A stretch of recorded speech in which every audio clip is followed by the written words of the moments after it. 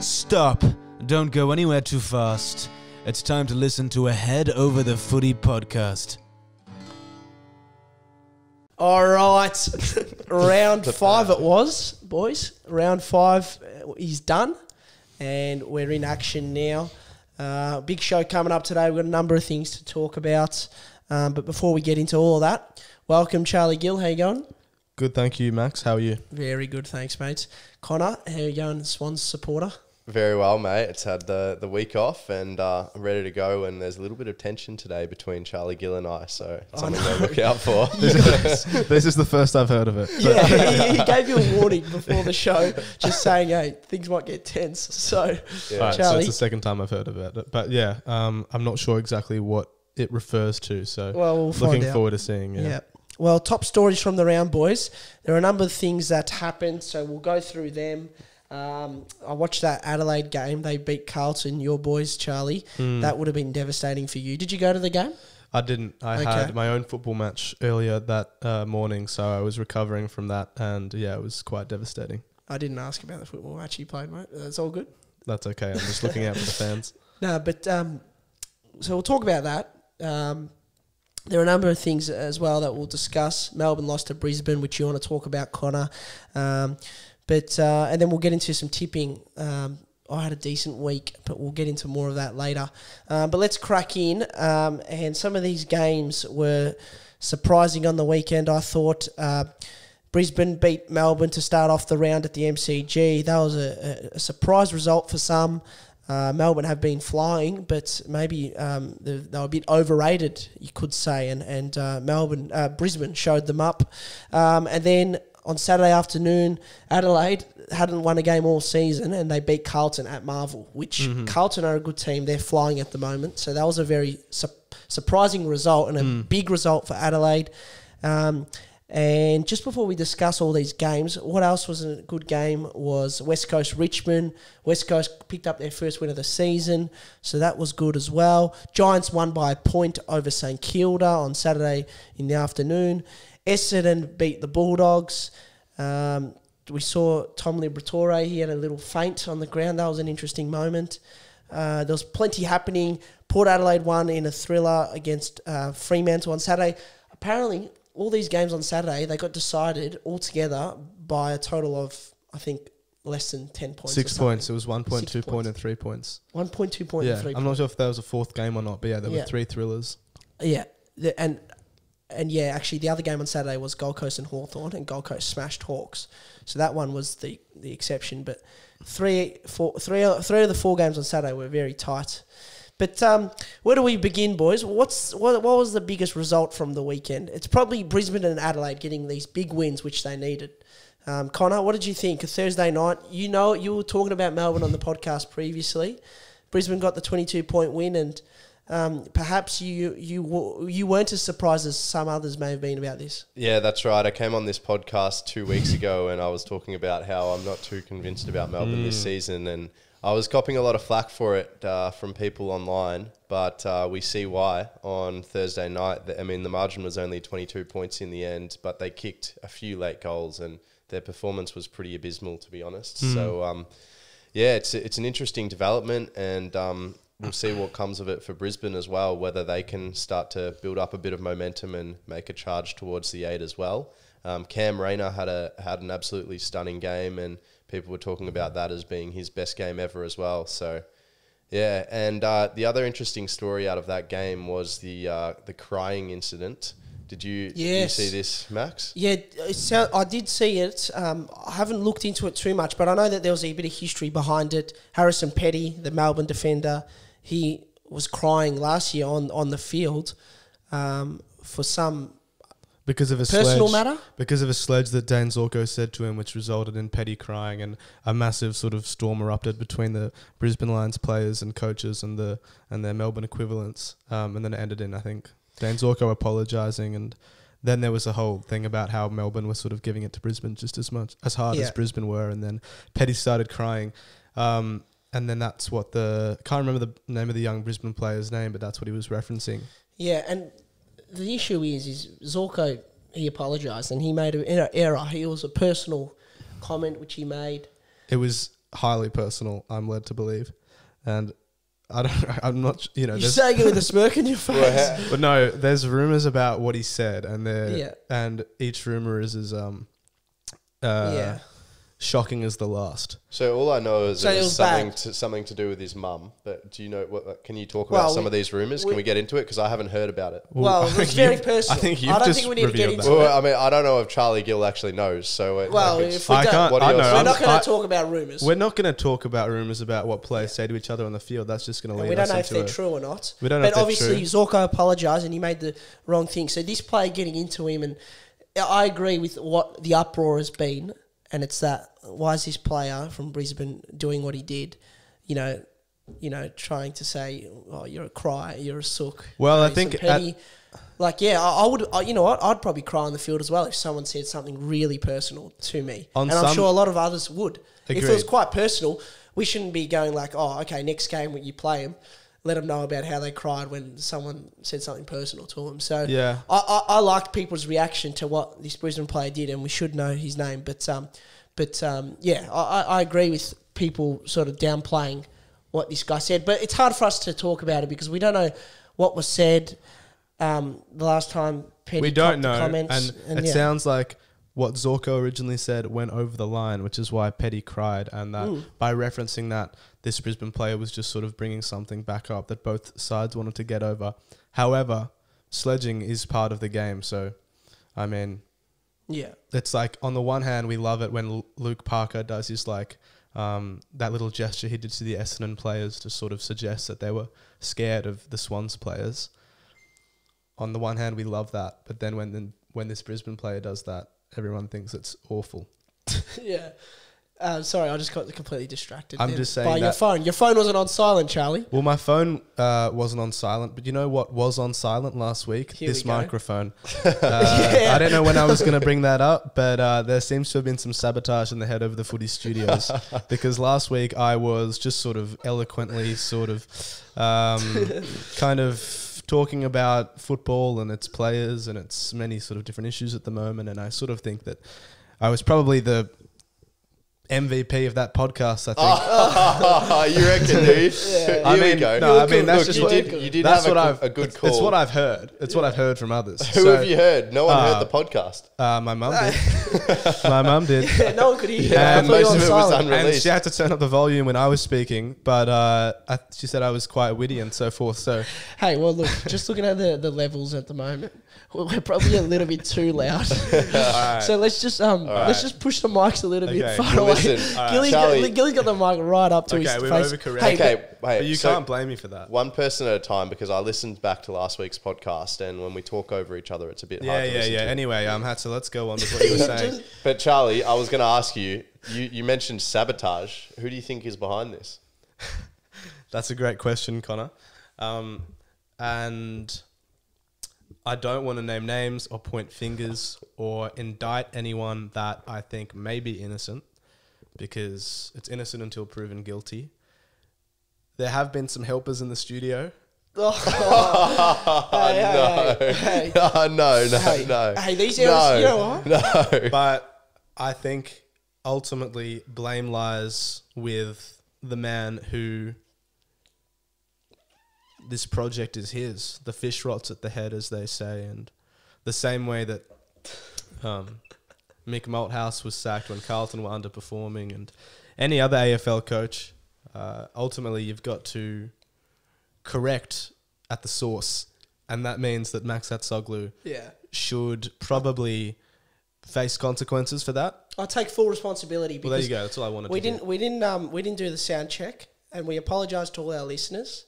I know that you would have been really annoyed, but we had to make that mistake at some stage in the journey, Yeah. and we've made that mistake now, and we're never going to make it again. Yeah. So, I died for your sins, so Yeah. that's okay. yeah, Yeah, we'll move on. yeah. Thanks for copying. We'll move on. We will. Before we pass this story on Harrison Petty, it was Noah Answerth who was mocking him and giving him the crybaby gesture. So Yeah, that's right. And I agree. I actually agree with Charlie Gill for once here. I think it's tough. You can see it from both sides. You know, we don't know what it was really about. Yeah. So who knows? yeah, was a talking point. However, and another talking point was where do we go to next? St Kilda almost beat GWS. That was a close game. But yeah, I reckon the next best story is Adelaide beating Carlton. Tell me about this game, fellas, because I didn't manage to see it. I watched it intently, and I can tell you what happened.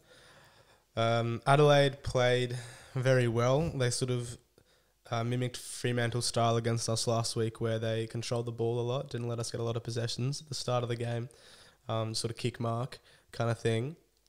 And it worked, and they were very accurate as well, and Tex Walker found some form against Wiedering, and that was a great battle. And it was really just sort of tit for tat, goal for goal, etc.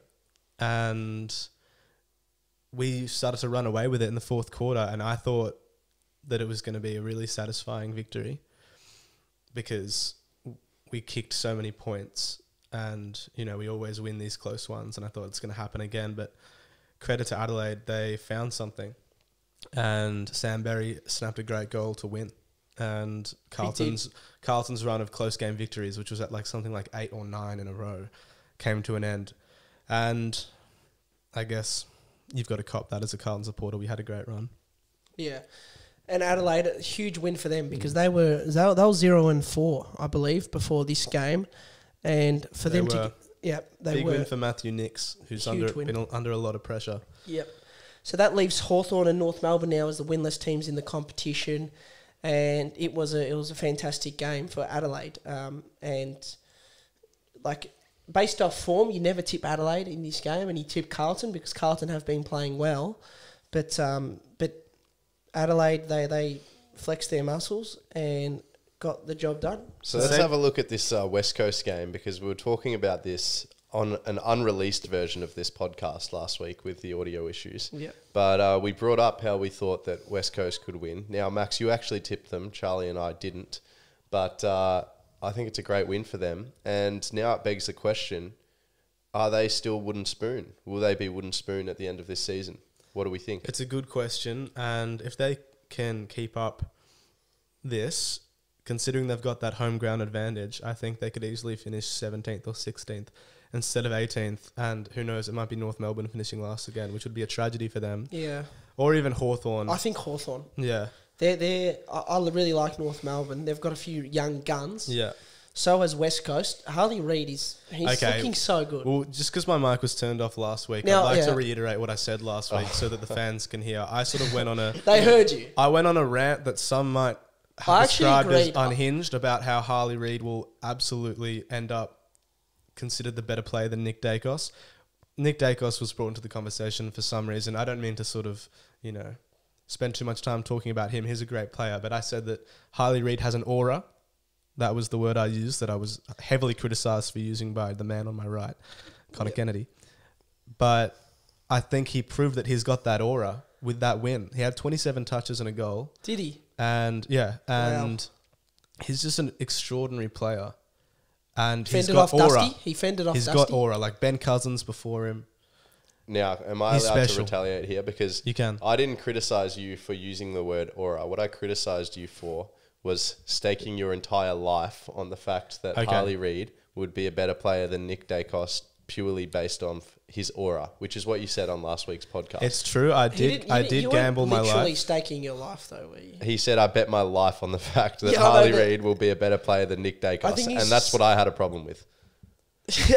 And you know what, Connor? Because I care about your life, Charlie. I really care about you. Thank you. So I didn't want to That's very nice of you, I didn't want to have to be the one to hold a gun to your head. It was actually very caring of Connor. But I want to say that you'd be worried about that if I put my life at stake for that football never burning on fire. If I put my life on that, you'd still be worried, even though it would never burn on fire. Still be worried. Let me reiterate, not only do I put my life on Harley Reid ending up a better player or considered a better player than Nick Dacos because of his aura, I am willing to write Harley Reid into my will and testament and leave my entire estate at the end of my life, should it amount to anything, to Harley Reid's family. And This is just getting silly now. Like, all right, first of all, last week you actually took it back that you thought Harley Reid would be. I know, but then he had that game against Richmond, and So suddenly one I'm game willing. made you change your mind. And by the Okay. way, I didn't get to say what I said before, what I wanted to say, Hatza, but the truth is I'm always worried about your life. So it's not just about if you stake your life on this football going on fire. Good I'm man. always a little bit worried. So Thanks, mate. Okay, Because and we let can me never just touch fully wood trust on you. me betting my life on that. I'm not going to actually bet my life, and I don't want any head over the footy listeners who really get into the podcast and take things literally to hunt me down. and we do know a execute few me, of those. and attempt some kind of assassination because of this prediction I've made. I'm just saying, he's a superstar. He is. You know what? And he, I'm really liking him, Charlie. And when I was listening back to the podcast, I was disagreeing with you about your thoughts. And I was listening back to it and I was like, what am I saying here? I was fuming at myself. Because Really? I actually agreed with you. He has more firepower than Nick Dacos.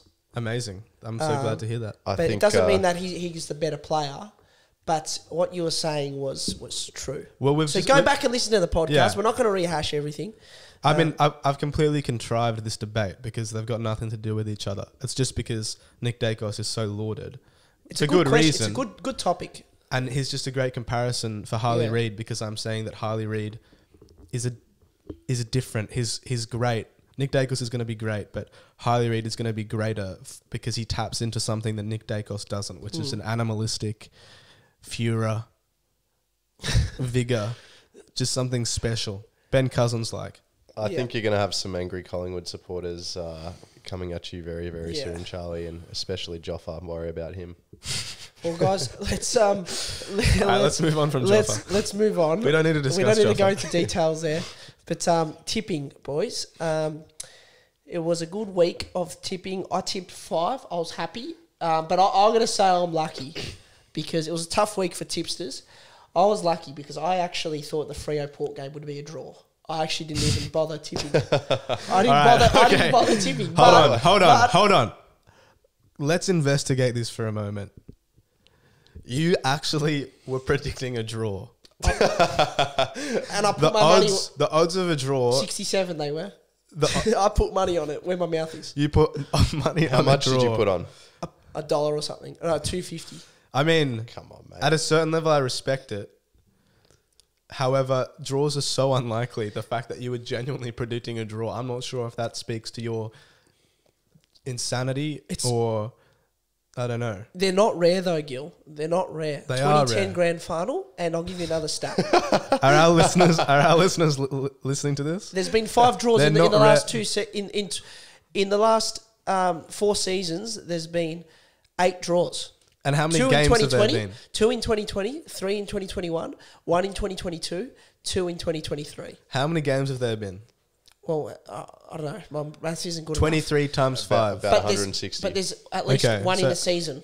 So there's got to be one in a season. So they're rare. So about Yeah. 1 out of every 160 games. Yeah, I'm but saying predicting a draw is just kind of an amazing thing to do. Well, I was close anyway because Fremantle lost by 3 You were points. close, yeah. There you go, 3 points.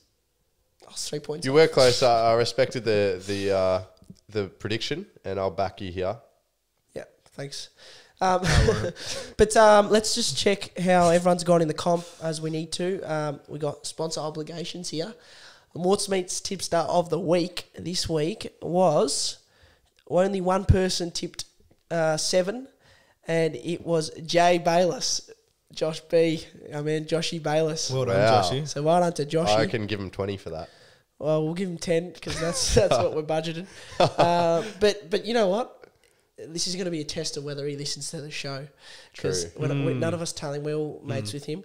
Let's not tell him, and he needs to message the page before Thursday night's game, before the first game of the next round. So My prediction is that he's not a loyal fan, so we'll find out. But on a broader note here, Charlie Gill had a little bit of a bad round in the tips. He's fallen down a little bit.